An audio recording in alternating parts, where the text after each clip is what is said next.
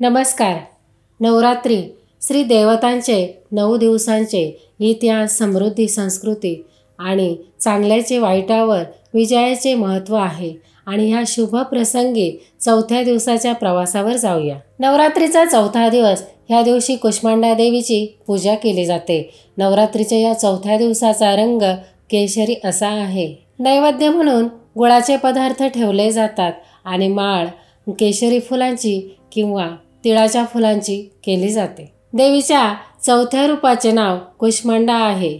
आपल्या स्मित हास्यामुळे आणि ब्रह्मांड उत्पन्न केल्यामुळे या देवीला कुष्मांडा माता असे म्हणतात. जेव्हा सृष्टीचे अस्तित्व नव्हते, चारी बाजूला अंधकार होता, त्याच वेळेस आपल्या स्मित हास्याने कुष्मांडा देवीने ब्रह्मांडाची रचना केली होती. या देवीला आद्यशक्ती असेही म्हणतात आणि या देवीला अष्टभुजा आहेत म्हणून अष्टभुजा या नावानेही ओळखली जाते. देवीच्या 7 हातामध्ये क्रमशः कमंडलू, धनुष्यबाण, गदा, कमळाचे फूल, अमृत असे आहे. या देवीचे निवासस्थान सूर्यमंडळात आहे आणि तेथे निवास करण्याची शक्ती फक्त या देवीमध्येच आहे. तिचे शरीर सूर्याप्रमाणे तेजस्वी आणि देदीप्यमान आहे.